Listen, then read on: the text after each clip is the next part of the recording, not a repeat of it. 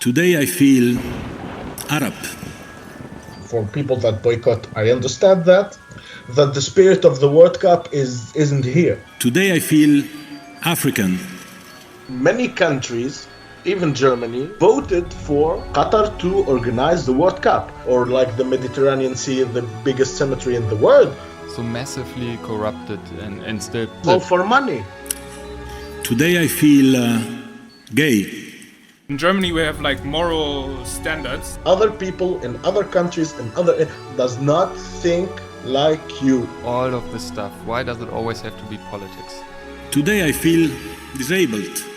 But yeah, there is no efficient decision. No one boycotted. All the teams are playing now. Money can buy you everything. Today I feel a migrant worker. All for money. From the top to the bottom, it's all for money. It's all for more games, more sponsorship, more broadcasting revenues.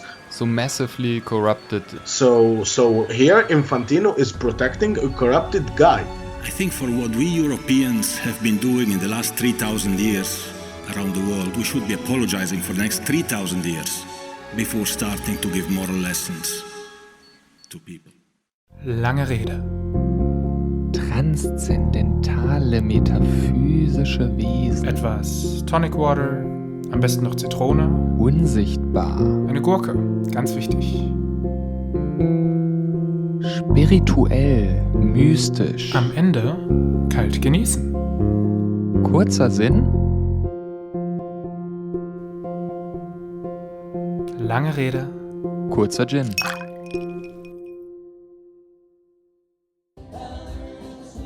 Hey Reiner, late as always, right? What's up, my man? Wait, let me check. No, I'm exactly on time, you know, at this bar. It's, beer o'clock. Man. Nice, man. Nice. Oh, good to see you again, mate. How was work? Yeah, same as always, you know, still putting cars together, screwing things up, here in VW, you know, Golfsburg. Yeah, same old story. Golfsburg, yeah. You gotta love this place, mate. Yeah, I would say let's finally order beer, right? That sounds reasonable. Okay. So, Heiner, now tell me, are you boycotting the World Cup? Of course not. Okay. Well, then so you don't care about human rights violations, exploitations, corruption. Wait a second.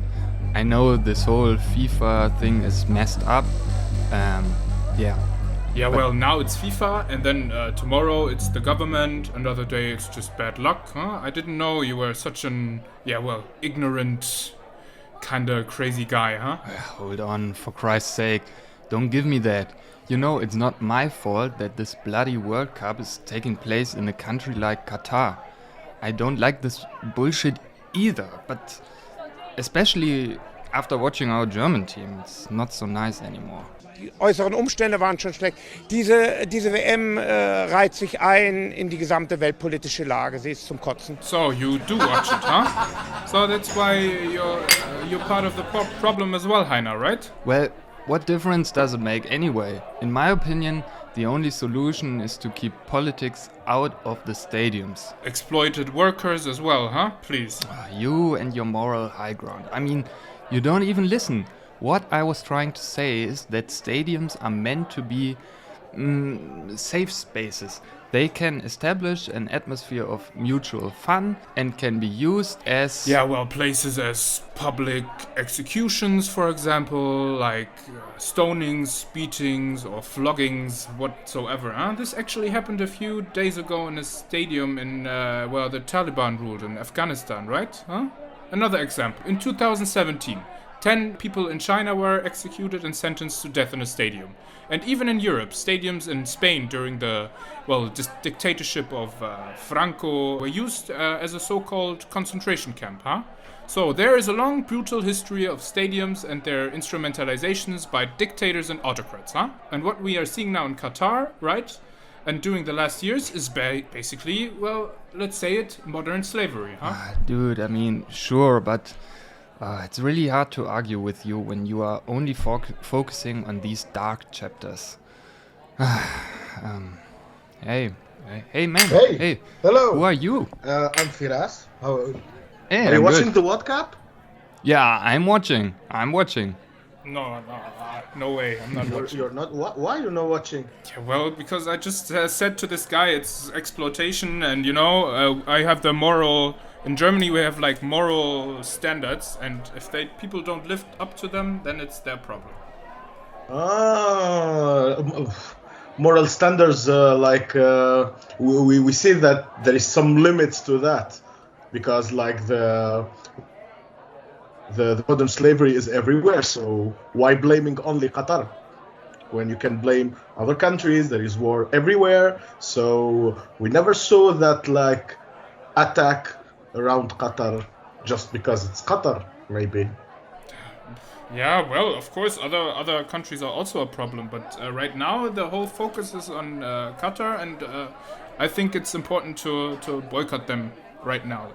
Yeah, we can apply the same criteria to Russia. For example, 4 years ago, there was like no LGBT rights, no free speech, like things that for European countries or like Occident, something like kind of red flags and red lines. No one said let's boycott Russia, and we don't need to play in such country. So yeah, it's okay. Qatar is not a perfect country. There is no rights for workers. There is like a kind of modern slavery, yes, but it's like everywhere. So we need to fight it, but we don't need to blame only Qatar for something that many people are participating in. Okay. Yeah, man. I mean, I kind of agree with you. Can you tell me your name? And My name is what do you Firas. actually do? I'm journalist. Okay, but not from Germany. You look like a guy from the desert as well. Is that like from Qatar or No, from Qatar? Or? I'm in a country which have like the desert, the mountains, and the beach. So Qatar or Arabia. No, not Qatar. I'm in North Africa. I'm in Tunisia. I'm a Tunisian guy, and Holiday. yeah. So yeah, we participate in the World Cup. Did you watch the Tunisia game? Yeah, I watched it. Yeah, I saw that they lost. Yeah. Yeah, that's why we boycott the third game. Okay, that's how it works. Yeah, okay, so different intentions. But what do you think about the Germans boycotting the World Cup? Do you think they have a good reason, a good cause, or is it kind of arrogant that the Western people think they are better, or what do you think about that? I think there is a good background, like talking about the political situation of a country which is organizing the biggest event in sports. It's something which is logic. But as I said, like okay, Qatar is a country which did a whole strategy to have a soft power with sports, with events all over the world. They organize like any kind of competition you can hear about in athletics, in collective sports like handball, basketball. They organize everything. So this is a strategy they build on from years. They have the money for. Okay, let's say that. But 10 years ago, many countries, even Germany, which is in the UEFA, voted for Qatar to organize the World Cup. The problem is here. I don't think that German politicians or German responsible of football of politics don't know that Qatar is a country which is trying to wash his image with the World Cup. So talking about it, okay, but a boycott is a political action. If Germany only boycott without the other countries that are participating and say, okay, it's crap that World Cup is in Qatar. Okay, but Germany and other countries are like France or in England. There is a lot of discussions about that. But yeah, there is no efficient decision. No one boycotted. All the teams are playing now. So yeah, it's like a political position or posture more than anything, I think. Okay, but how do you think it looks like in Tunisia? Because you said Tunisia, well, As I know, it's a democracy, right? They also have to fight for values. Are Tunisians also boycotting, or are they on our side? Okay, Tunisia is actually not really a democracy, like since 1 year, I think. But they had the Arab Spring. I thought it Yeah. was successful. We had like 10 years of democracy or something which looks like democracy, and since 1 year we are like in an autocracy. So the president have all the powers in Tunisia, and he made vote a constitution, and he's allowed to elect a new parliament which have like less power than the past one. So about the World Cup in Qatar. First, we're glad to participate as Tunisia as a team because it's something huge, and Tunisians are really proud to have, like, in the 32 teams which are the elite of world football, to have Tunisia in them. About the conditions in Qatar, Tunisia, migrants, we have like many workers in Qatar working there.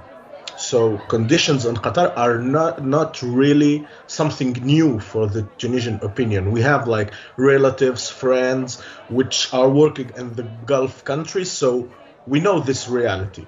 This reality is, I would say, okay, we need to fight for democracy, but it's kind of same in our country too, and all the neighborhood, because like we are living in corrupted system which allow that kind of things. So we are not really shocked to hear about the conditions in Qatar, because Tunisians know the country very well, even before they build all their project with sports and everything. So there is no like real wave of boycott or something in Tunisia, because another way, like how like what I said about hypocrisy of the European countries, because we are like seeing that the red lines are always moving, and when we touch the some line that the European countries doesn't like, okay, now you don't politicize sport, or you are banned from the competitions. So that's why we are really like hermetic. We see the hypocrisy of European countries about this. This question. I know that argument, but some people then always say, okay, what you are talking is whataboutism, mentioning that, for example, Russia was also a kind of bad state and nobody was criticizing it. I mean, that's no reason for Qatar to do the same kind of. No, there is no reason. I have another argument. For example, next World Cup will be in USA, right? In USA, the Roe versus Wade, which is about IVG, which is for abortion for women's, which is a huge red line in a state like USA, this thing is crossed. Will we hear some people saying, yeah, we don't know to USA because they don't respect women's rights? I'm curious to hear that. So it's, like I said, the lines are always moving, and when it's getting like touchy, we're saying, oh, don't politicize sport. But sports and football is politic. So that's the contradiction and the limit. So, but then why is it politic? I mean, I just want to see those guys fighting for the ball and showing me a good match. Why is it politics? Why does it have to be politics? I see politics 24/7, and I want to see just my 90 minutes once in a week maybe, and just enjoy a good football match without any politics, without any discussions about gay rights, LGBT, all of this stuff. Why does it always have to be politics? But for this World Cup, the European countries choose to talk about it, not the Arab countries. So that's also the limit. And about this question, like to go maybe deeper, sports are like by essence, like in their core. By definition. By the definition, are politic. Because now even you look at the structure, you have like the World Cup is like a competition between countries, like the Olympics. It's your flag, which is here, which is all political stuff. Your national anthem is played. So there is many political details in the sport itself. So it's politics, and we saw at the past that sport were like used for political issues in a good and a bad way. So like the debate is really old. It's not like just today with Qatar, like, but so it's really normal. But today we are like facing the maybe most political World Cup ever, because the country that organized is like in the political strategy to host the World Cup. Now the European countries and many countries are like talking about the rights and everything and showing in the games with political messages. Iran protests too, which impacted the team and impacted the game, and the players like refused to sing the national anthem. So it's a World Cup of a world in war. So you see like there is many multipolarist world, like we are seeing that all the continents are not in the same occupations or in the same like position about the World Cup. Yeah. So isn't it cool that you say it's very political? So you seem like a smart guy. Then boycott is like a very important part of politics. Then we can show those people that that the thing they are doing is not right.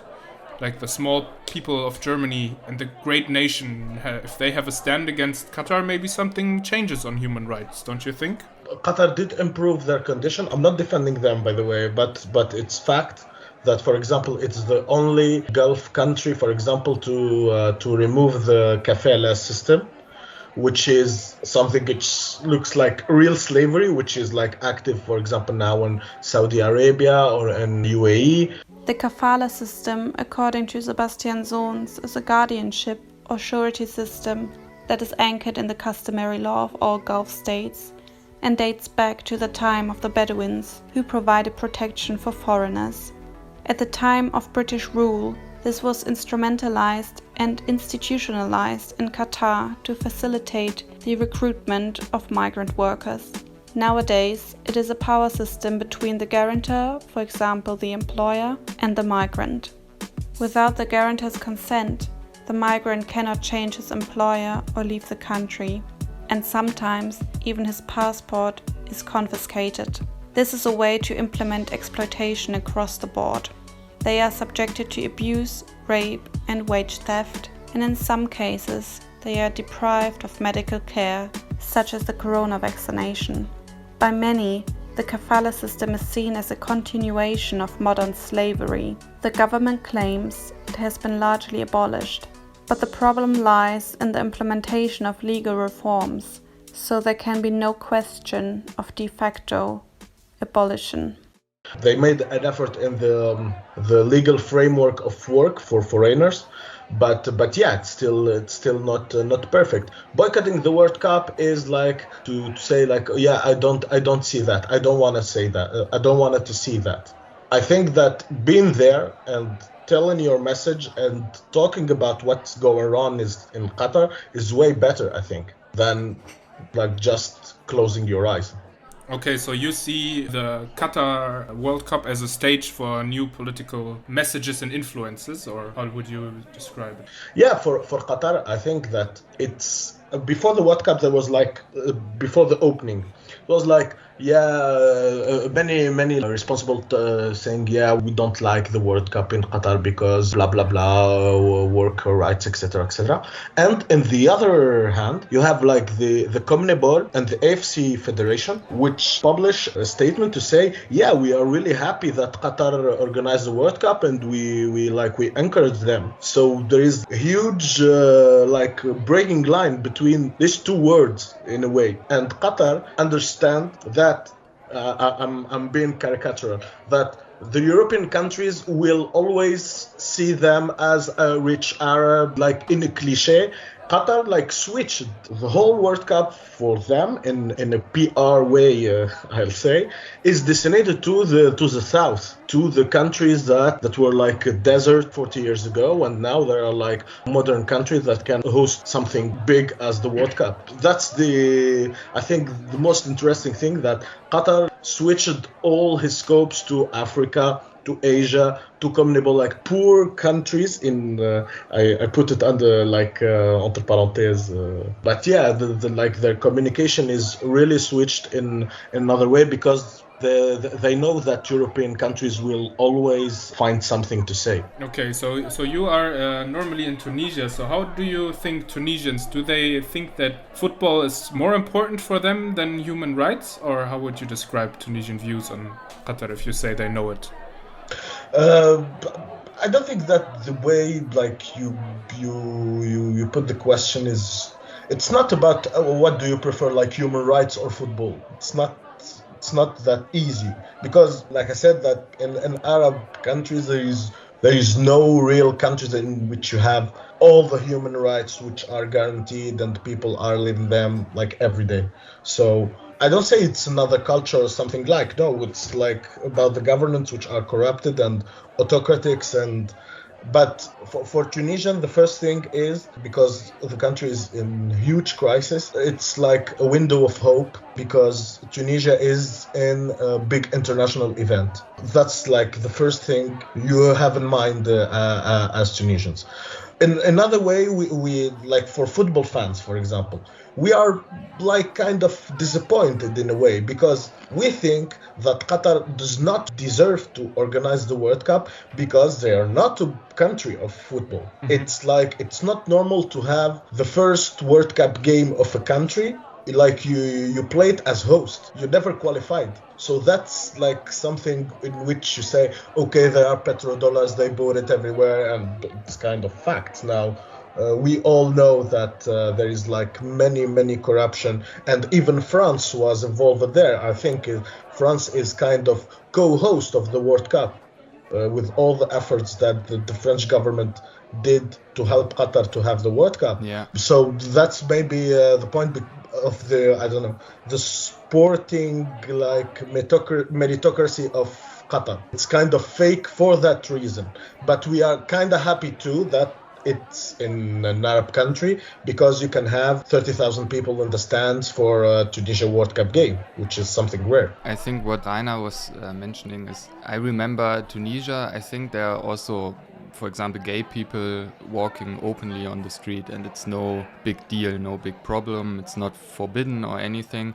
And in Qatar, that's not possible. It's actually forbidden, and they're gonna be persecuted.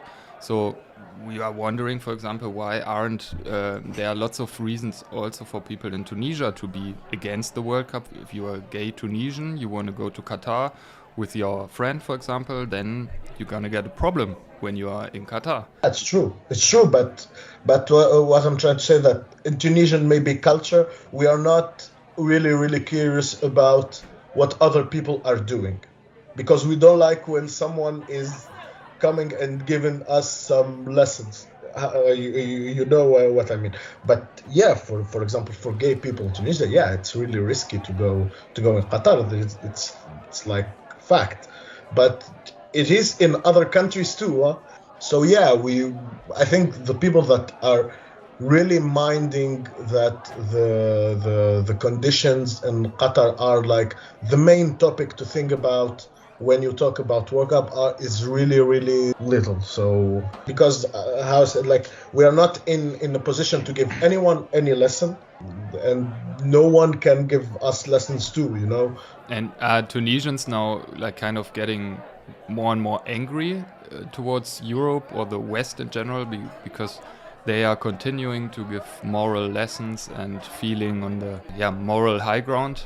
Yeah, we feel it like this because I would say, like, you take any political issue of this World Cup, like about human rights, about migrants' rights. Like, we can speak about how Europe treats migrants everywhere. We can talk about the Mediterranean Sea, the biggest cemetery in the world. So you cannot, as Europe, give lessons to Qatar or Tunisia or any other country when you have this politics. This is one. Second point is about the wars. Even for Arab wars, for example, Saudi Arabia launched the war in 2015 against Yemen. No one cares. No one banned Saudi Arabia or said, yeah, Saudi Arabia is a bad country. And so that's the real limit. If you want to match politics and football, you need to put limits to say this is politics and this is not. Who will put the limit? That's the problem. And if it's something worldwide, so you need to be together to put the limit. But if we are together, we will never find this real limit because we are not in the same culture and the same situation. So that's why it's tricky in every point of this World Cup, because you can find another argument that the same thing happened and the countries that gave lesson did nothing, and they are the powerful countries, the richest countries. They have really the freedom and the democracy and all the things that we don't have, and they came after and they blame us. So that's why, for example, we are like kind of indifferent. We are not really minding how it's seen abroad.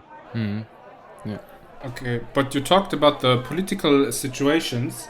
Don't you think that like all the things like football is not rather a political stage, but rather I see it as a distraction. For example, a distraction from what happens in Iran, a distraction maybe. Football is maybe used in Tunisia for not caring about what the president does and the democracy going away. So this is what I rather see in the problematic in football. Don't you see it like that as well? Yeah, it's. I think it's a political actor. There is an excellent film of my friend, which is a director, which is named Simit Lili.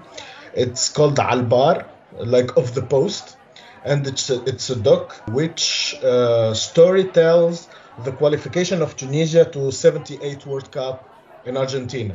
Every Tunisian know this competition because Tunisia was the only African team to participate and had the first win ever for an African team in the World Cup. It was against Mexico, and Tunisian team was like in the third game really near to qualify to second round, and we had like a big opportunity which hit the post and never goes in, and Tunisia was eliminated. In the same time in Tunisia, it was like the biggest strike in the history of Tunisia of 26th of January 78, which is like the big labor union was in clash with the government. There was like people killed and the army in the streets, and like was really, really bloody.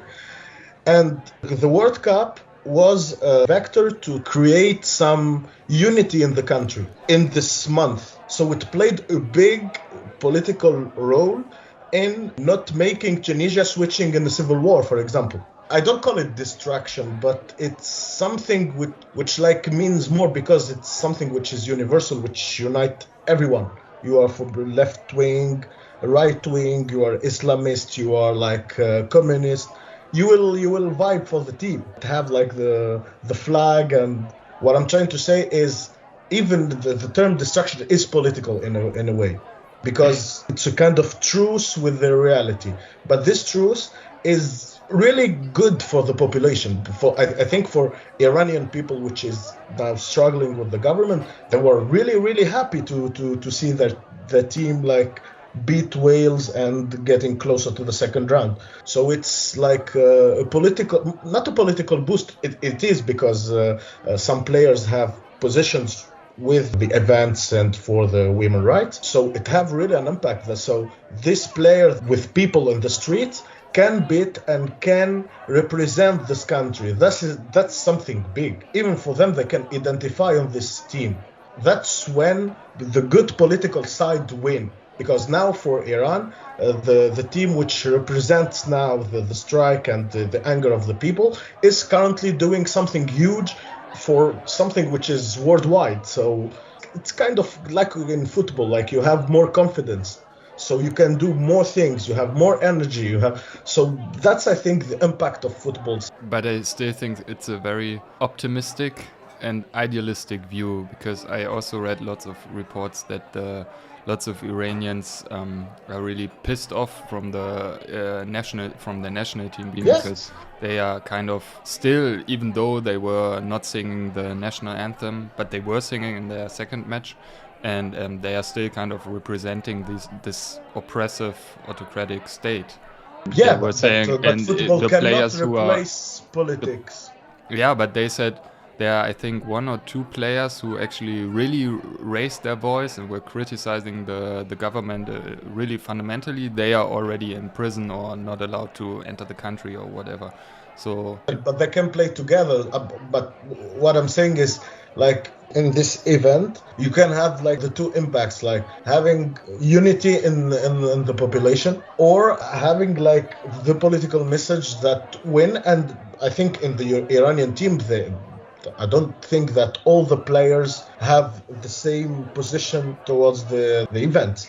yeah, okay. I also have the same impression that the players didn't look like they were supporting the government, or like I think you could see the uncertainty, kind of the forcing to sing the national anthem. It's completely different when you sometimes see matches of the Turkish national team where they are like saluting the government and doing really military stuff.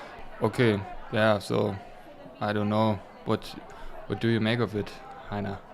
Yeah, well, I'm rather wondering about the whole Arab solidarity, which I see, or I'm not sure about it. So, do you think, as I see it, many people have solidarity, like for other Arab states? Is that such a thing? Because I thought that some Tunisians also hate Saudi Arabia or don't like Qatar for supporting Islamism and stuff. So I'm really wondering why they stick together sometimes. They were cheering, like everywhere in the Arab world, from Morocco to Iraq. I saw the Yeah, here in videos Germany we after don't the- cheer for other European countries. What's the difference? I don't understand. It's a little bit complicated because you need to have two scales here.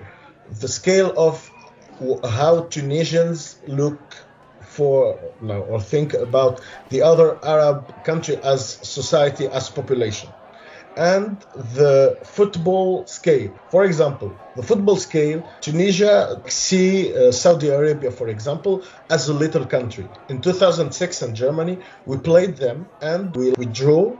I think you know the game, and at the last minute we drew and we were losing, and it was a shock in Tunisia because we never imagined that a country like Saudi Arabia, which developed his football with Tunisian players and coaches, which are still very, very present there even today.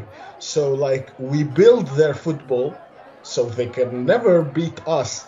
So it was a huge shock because we don't see them as football countries really. So this is a scale. But in this World Cup, I finished on the football scale.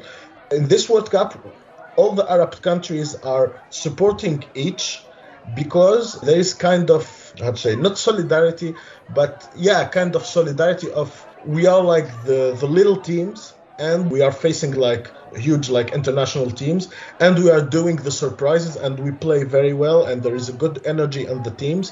So that made, for example, for Saudi Arabia, the day they beat Argentina, it was like people in the cafes. I was in a cafe when the game was on.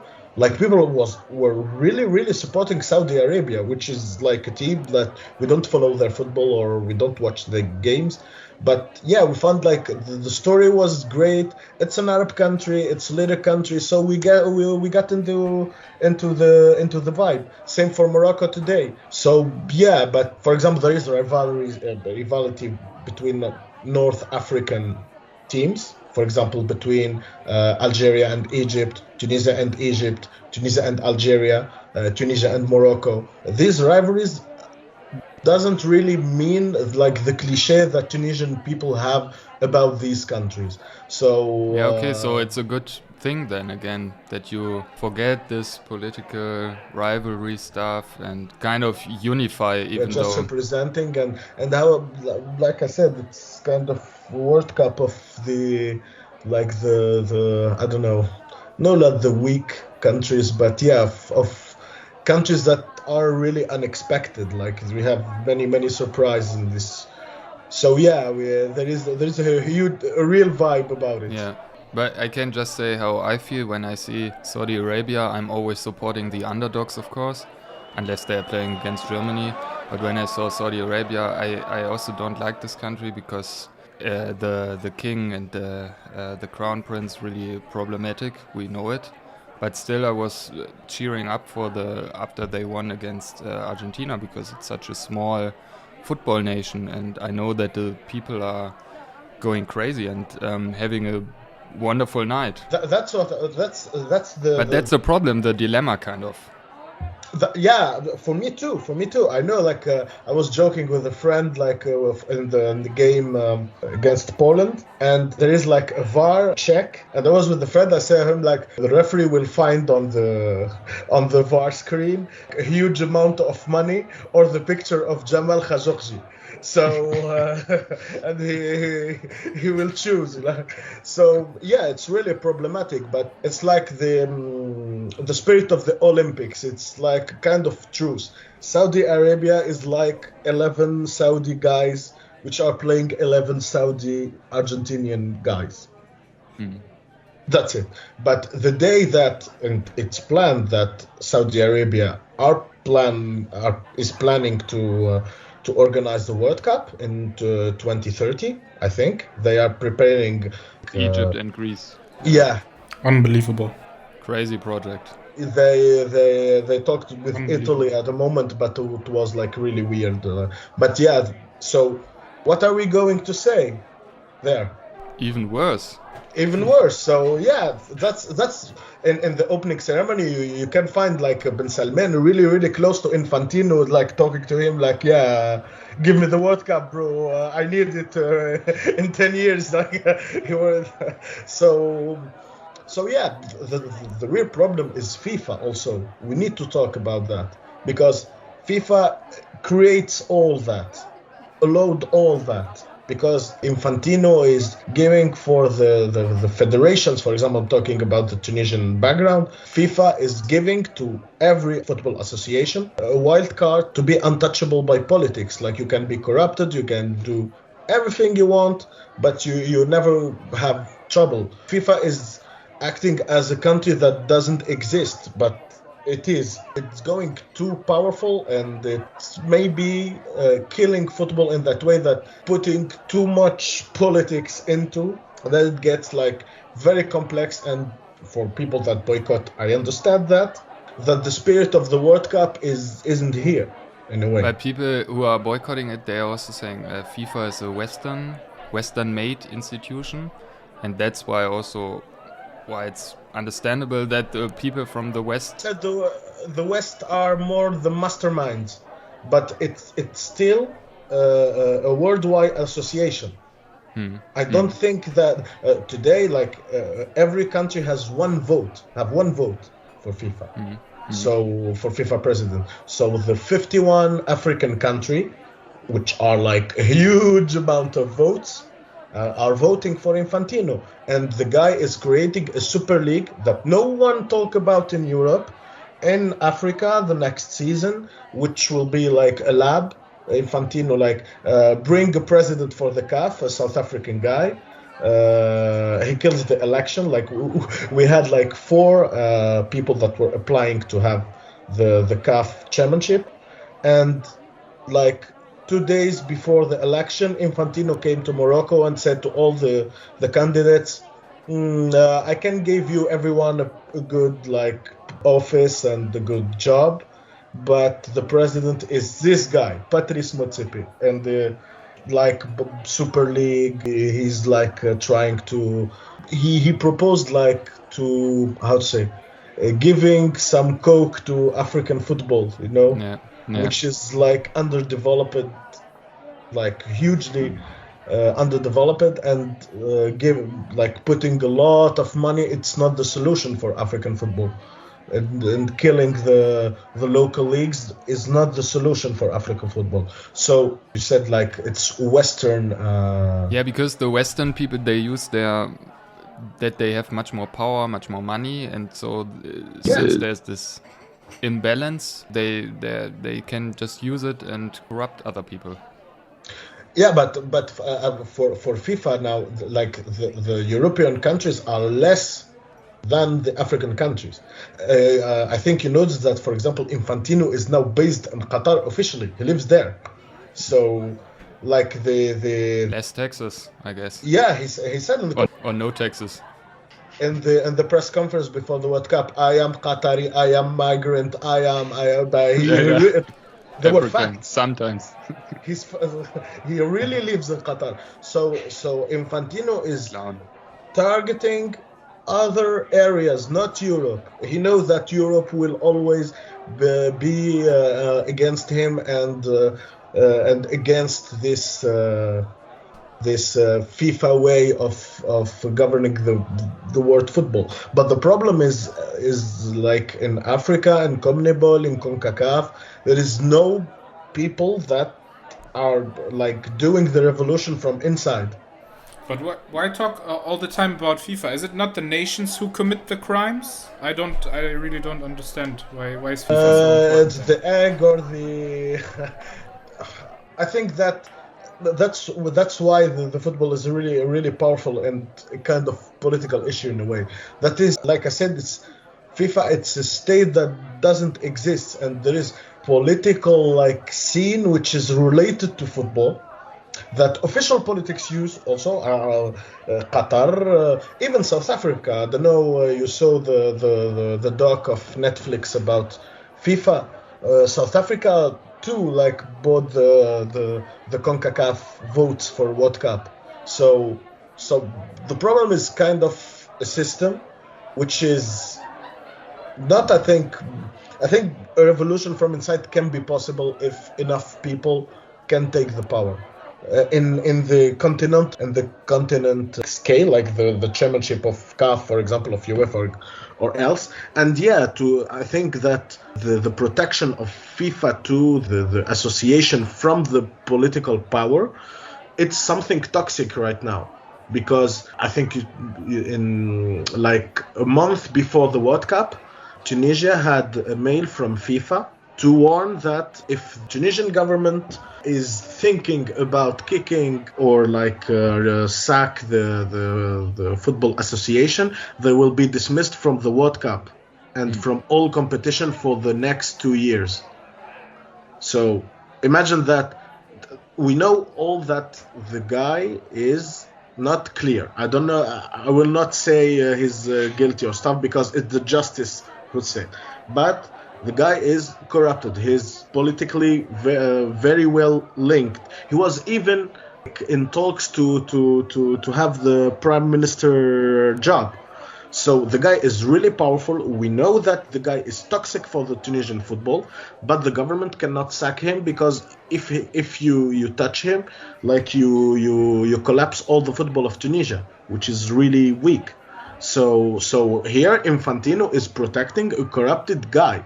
So that's the real like blockage you face. Same thing in France. In France, Romain Molina, a journalist, like revealed the scandal of pedocriminality in the French Association, and from the minister, like the sports minister in France, like saying, okay, we will handle it, but keep in mind that the FIFA is protecting the guy. If we sack him like for like tomorrow, we can like no longer play like European Cups or play World Cup qualifiers or else. So that's a really big problem, even for like in poor country in Africa, for example, which I will say like 70% of the federation are corrupted and we don't know where are the funds, etc., are protected by the system. So, but why is that? Why is this whole FIFA system and the whole institution? Why is it so massively corrupted and still powerful at the same time? And this combination makes it so bad. Why is it? All for money, from the top to the bottom. It's all for money. It's all for more games, more sponsorship, more broadcasting revenues. So also because of the big demand for football in general in the world.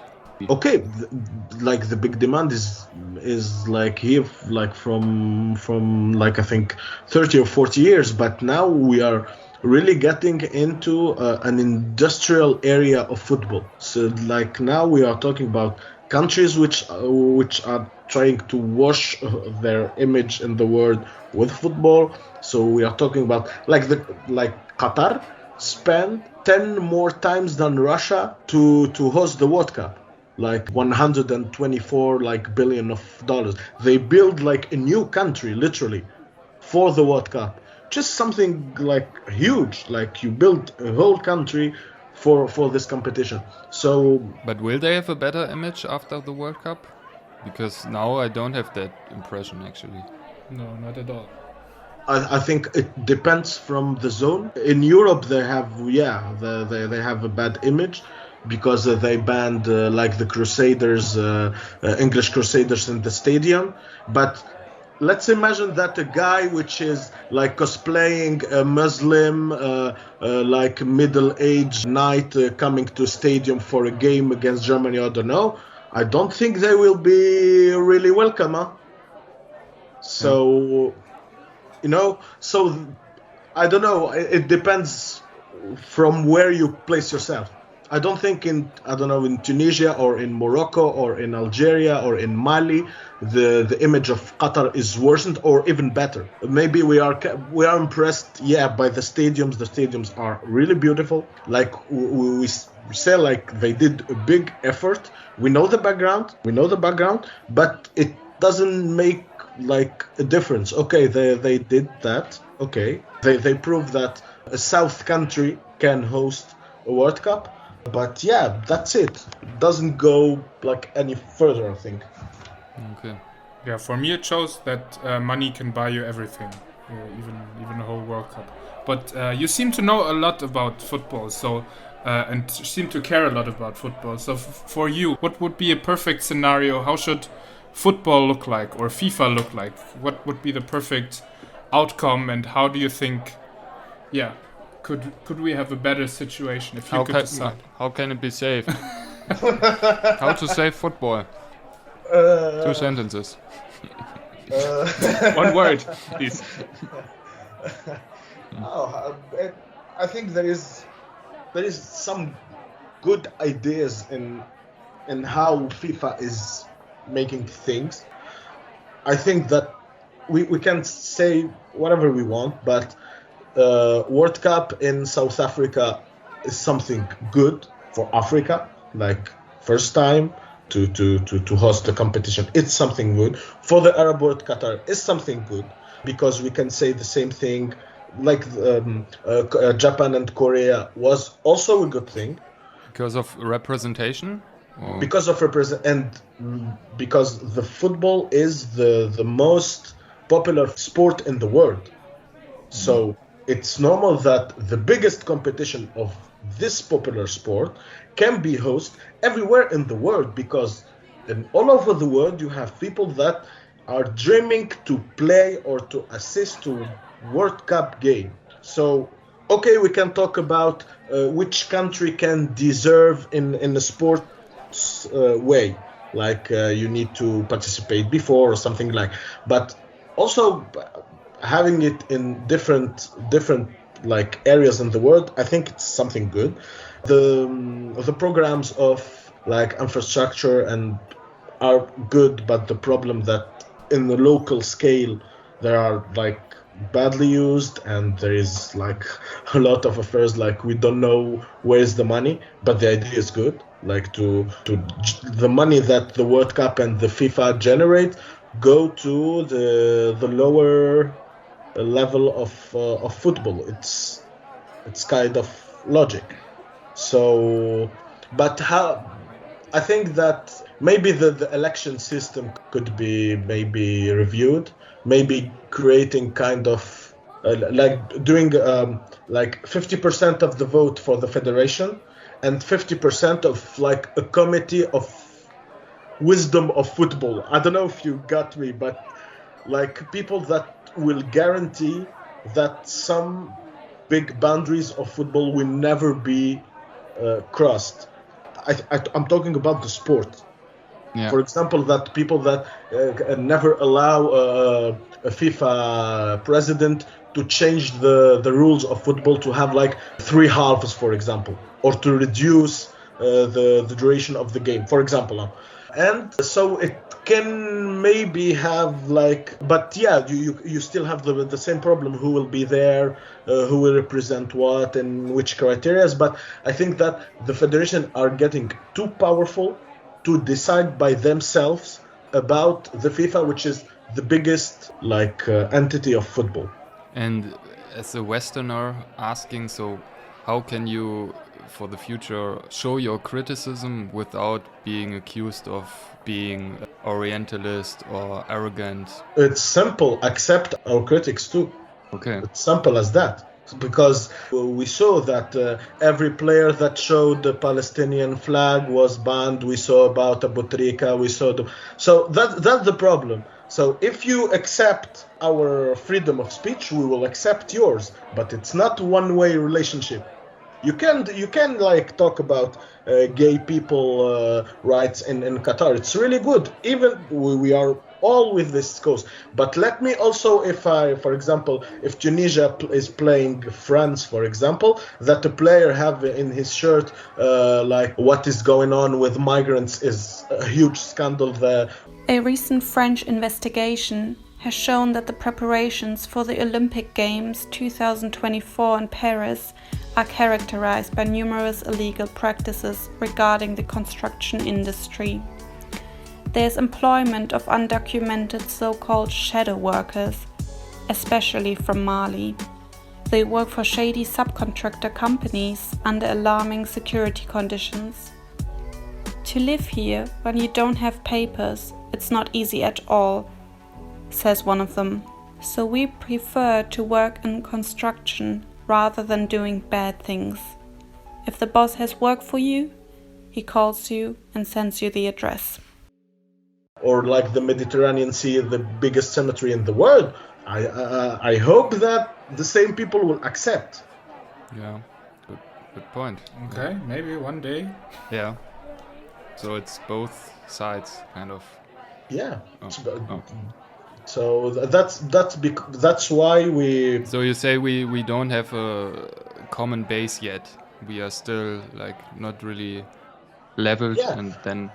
This is a point. The second point that also accepting that other people in other countries does not think like you, even for things that you think, for example, for example, gay rights or human rights, which we support, but we don't have the same level of acceptation or of accomplishment of these rights at the same areas in the world. Like the rights in Germany are not the same in Tunisia or in Qatar or in Burkina Faso or else. And before giving the lesson, try to understand, try to get deeper and not to have the position of I give you lessons. Even they are good lessons in fact and in their meaning, but the way that this speech is given, it makes disqualify the speech itself. Yeah, a lot of stuff to think about. You have a beer, another one? Yeah. Cheers. Why not, guys? So how about Germany? How you found the team? Zum Kotzen. Yeah. Do you know that Tunisia and Germany have the same problem? We Which don't is? have a striker since 8 years. Oh. Yeah.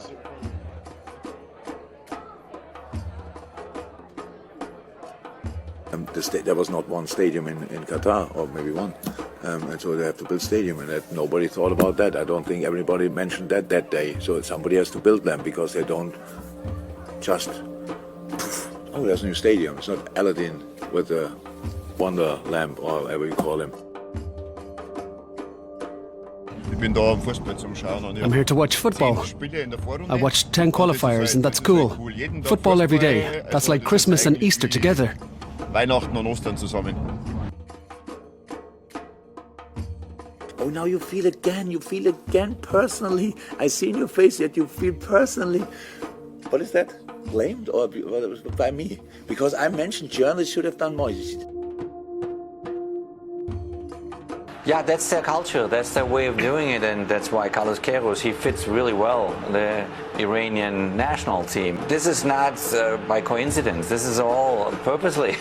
This is just part of their culture, that's how they play it, and they work the referee, they're constantly in their ears, they're constantly in your face. This is their culture, and they kind of make you lose your focus, they make you lose your concentration and what's really important to you.